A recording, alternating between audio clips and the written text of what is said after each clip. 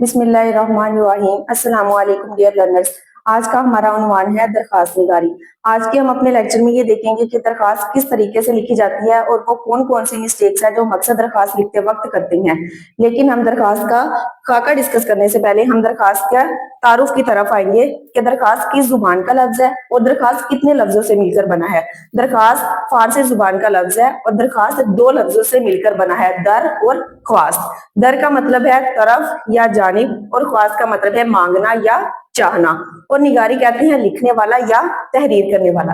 अब हम आते हैं दरखास्त की तारीफ की तरफ कि दरखास्त उस तहरीर को कहते हैं जो किसी बड़े अदारे या किसी बड़े शख्स से किसी चीज की इजाजत मांगने के लिए जो तहरीर लिखी जाए उसे हम दरखास्त कहते हैं। आगे है दरखास्त की इकसाम। दरखास्त की दो इकसाम है, रस्मी दरखास्त और गैर रस्मी दरखास्त। रस्मी दरखास्त वो दरखास्त होती है जो हम किसी अफसर या किसी अदारे से किसी चीज की इजाजत मांगने के लिए जिन अल्फाजों का अदब एहतराम के साथ इस्तेमाल करते हैं उसे हम रस्मी दरखास्त कहते हैं। मिसाल के तौर पर प्रिंसिपल के नाम दरखास्त, हसूल सर्टिफिकेट की दरखास्त, बावजह बीमारी की दरखास्त और फीस माफी की दरखास्त। इनमें जितने भी अल्फाज हमारे इस्तेमाल होते हैं कि हम अदब एहतराम के साथ इन अल्फाजों का इस्तेमाल करते हुए हम किसी चीज की इजाजत मांग रहे हैं तो इसे हम रस्मी दरखास्त कहेंगे। दूसरा है हमारे पास गैर रस्मी दरखास्त। गैर रस्मी दरखास्त में हम उन अल्फाजों का इस्तेमाल करते हैं जो हम रोजमर्रा बातचीत में इस्तेमाल करते हैं। मिसाल के तौर पर गैर रस्मी दरखास्त में वो दरखास्त आएगी जो हम अपने दोस्त, भाई या रिश्तेदार से किसी चीज की इजाजत मांगने के लिए जो तहरीर लिखे उसे हम गैर रस्मी दरखास्त कहेंगे।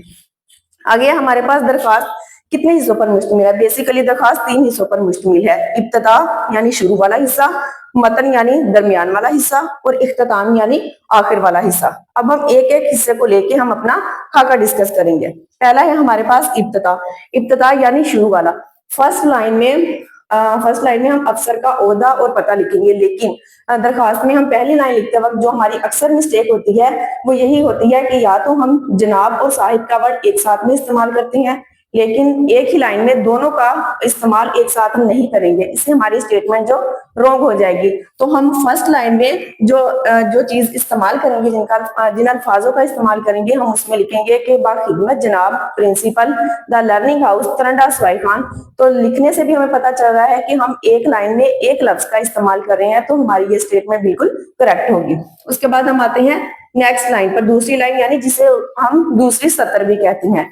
इसमें हम शुरू से और एंड से जगह छोड़ के हम सेंटर में जनाबे आली का वर्ड इस्तेमाल करेंगे, लेकिन जब तक हम जनाबे आली के लास्ट में नदाइया की अलामत नहीं लगाएंगे तब तक हमारी ये स्टेटमेंट कंप्लीट नहीं होगी। और नदाइया की अलामत क्या होती है? छोटी सी लाइन लगा के नीचे हम डॉट लगाएंगे, इसे हम उर्दू में नदाइया कहते हैं। ये हमारी दरखास्त का इब्तिदा यानी शुरू वाला हिस्सा था। अब हम आते हैं इसके मतन यानी दरमियान वाले हिस्से पे। लेकिन दरखास्त लिखते वक्त हम स्टार्ट में या तो गुजारिश का वर्ड इस्तेमाल करते हैं, या बाअदब इल्तमास, या फिर मोदबाना गुजारिश। तीनों में से किसी एक वर्ड का इस्तेमाल करते हुए हम अपनी दरखास्त का दरमियान वाला हिस्सा लिखते हैं। लेकिन मतन क्या होता है, इसमें कौन से अल्फाज इस्तेमाल किए जाते हैं? जब हम किसी से किसी चीज की इजाजत मांगने के लिए जिन अल्फाजों का इस्तेमाल करते हैं वो उसे हम मतन कहते हैं। लेकिन मतन का हिस्सा मुख्तसिर होना चाहिए, खुशखत होना चाहिए और ज्यादा तवील नहीं होना चाहिए। ये था हमारी दरखास्त का मतन। अब हम देखेंगे कि हमने अपनी दरखास्त का इख्तिताम किस तरह करना है। इख्तिताम करते हुए हम अपनी दरखास्त के लास्ट में शुक्रिया के अल्फाज इस्तेमाल करेंगे, और इसके अलावा लास्ट में हम ए नवाजिश होगी लिखेंगे।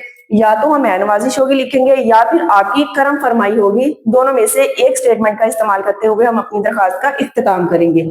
लेकिन अगली सत्र पे हम अलारिज लिखेंगे, और अलारिज लिखने का तरीकाकार क्या होता है कि जनाबे आली के बिल्कुल नीचे हम अलारिज लिखते हैं, क्योंकि यही हमारी दरखास्त का तरीकाकार होता है। कभी भी ऐसा नहीं होता कि जनाबे आली एक साइड पे आता हो और अलारिज एक साइड पे आता हो। हमेशा ये तरीकाकार होता है कि दोनों लाइंस को हम एक साथ ही और एक ही सीक्वेंस में लिखते हैं कि इसमें हमारा वर्ड आगे पीछे ना हो।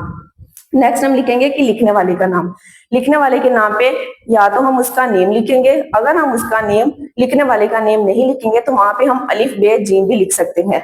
और अगली सत्र में हम लिखेंगे जमात, यानी जिस क्लास में भी हम दरखास्त लिख रहे हैं उसमें हम उस जमात को यहाँ पे लिखेंगे। नेक्स्ट है हमारे पास मोर का, यानी लास्ट पे हम तारीख लिखते हुए हम अपनी दरखास्त का एंड करेंगे। यही था हमारी आज की वीडियो जिसमें हमने दरखास्त लिखने का तरीका सीखा। शुक्रिया।